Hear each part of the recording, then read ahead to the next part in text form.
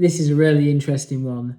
The reason why the Qenda Ultimate Fibre can taste really bitter for some people when they first start the protocol is because the more toxicity in your body, the more bitter herbs actually taste. And there's quite a few bitter herbs in this formulation for kidney and liver support, etc.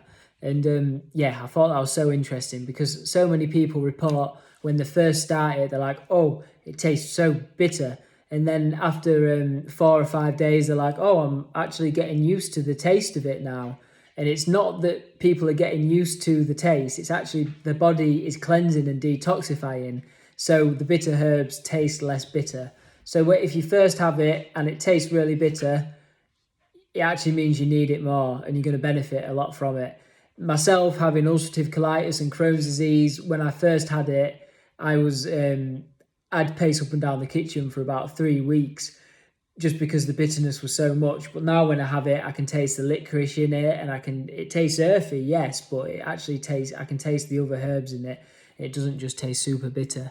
So the more bitter it tastes, the more toxicity you have in your body and the more you need it. How about that?